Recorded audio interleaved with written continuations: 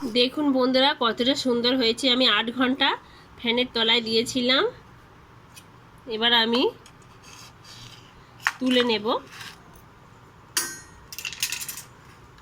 দেখুন কতটা সুন্দর হয়েছে। দেখুন দেখুন খুব সুন্দর হয়েছে আমসত্ত্বটা। এভাবে বাড়িতে অবশ্যই বানাবেন।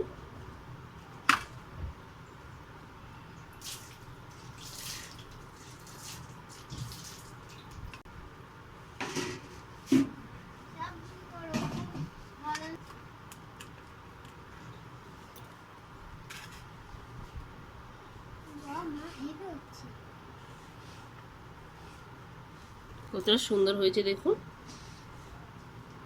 কাঁচা আম দিয়ে যে এত সুন্দর আমসত্ত্ব বানানো যায়, এটা বানাতে গেলে পুরো ভিডিওটা আপনাকে দেখতেই হবে।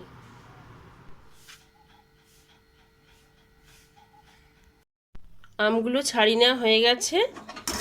এখানে আমি আমগুলো সেদ্ধ করে নেওয়া বলে দিচ্ছি, আর সামান্য লবণ দিচ্ছি।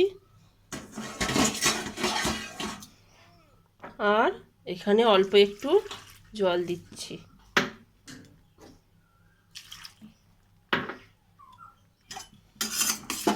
আমগুলোকে ভালো করে সেদ্ধ করে নিতে হবে।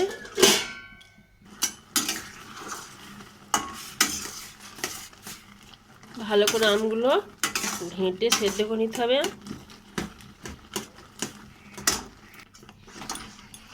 ভালো করে ডাল ঘাটার মতো এরকমভাবে ঘেঁটে ঘেঁটে আমগুলো ভালো করে গলিয়ে নিতে হবে।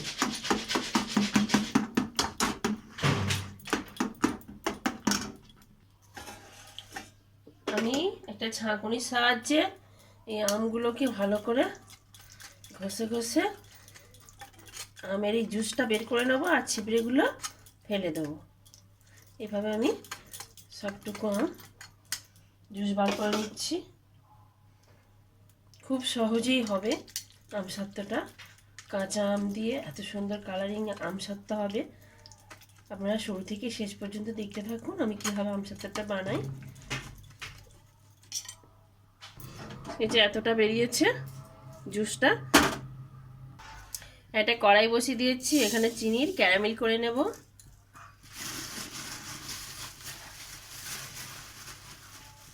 শুকনো কড়াই দিয়েছি।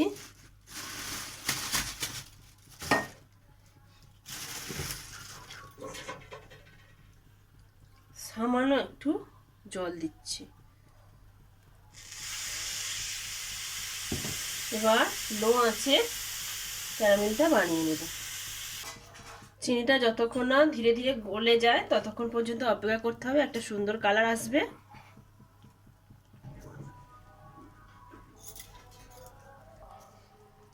চিনিটা আমি ধীরে ধীরে গলে যাওয়া পর্যন্ত এখন নাড়ব না, কালারটা সুন্দর আসছে।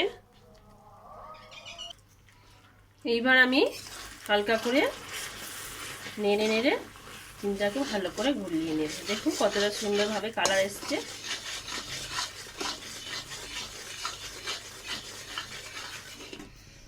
এবার এখানে যে আমের যে জুসটা বের করে রেখেছিলাম এর মধ্যে আমি ধীরে ধীরে দিয়ে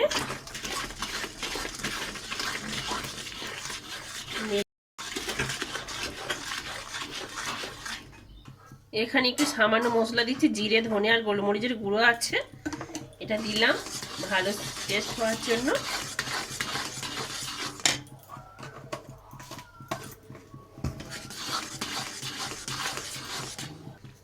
যদি সামান্য ঝাল ঝাল খেতে চান তাহলে দিতে পারেন, না দিলেও কিছু যায় আসে না।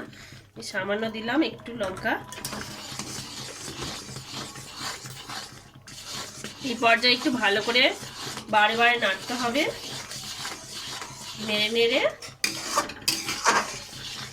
রসটা শুকিয়ে নিতে হবে। সামান্য একটু লবণ কম হয়েছে দিয়ে দিলাম। আমার আমসত্ত্বটা তৈরি হয়ে এসেছে পুরো এরকম, এক চান্সে পড়ে যাচ্ছে না, এরকম গায়ে লেগে আছে। হ্যাঁ, তার মানে ওটা হয়ে গেছে। এবার আমি নামিয়ে নেব। এই যে এরকম ঘনত্ব থাকবে, ঝুপ করে পড়ে যাচ্ছে না, ধীরে ধীরে পড়ছে, তার মানে জানবেন যে এটা হয়ে গেছে। এখানে আমি থালা নিয়েছি, থালার মধ্যে একটু সরিষার তেল দিয়ে ভালো করে এরকমভাবে মাখিয়ে নিতে হবে।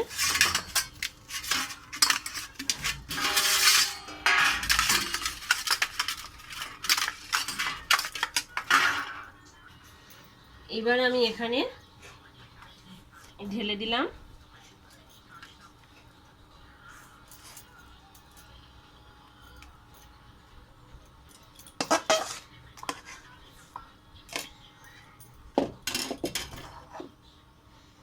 ভালো করে এগুলো খেলিয়ে দিতে হবে।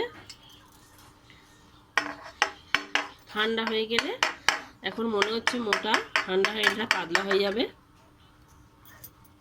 রোদে না দিলেও হয়ে যাবে, 2 ঘন্টা ফ্যানের তলায় রাখলে হয়ে যাবে। আমি এইভাবে পুরোটা সব কটা আমসত্ত্ব খেলি দিচ্ছি। ফিরে আসছি আমি 7 থেকে 8 ঘন্টা পরে। কেমন হলো আমি দেখাবো।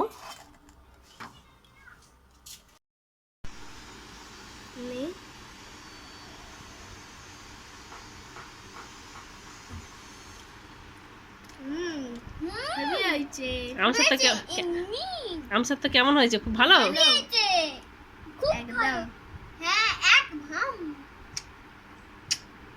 চুচে চুচে খাই, চিবি চিবি খেতে হয়। বল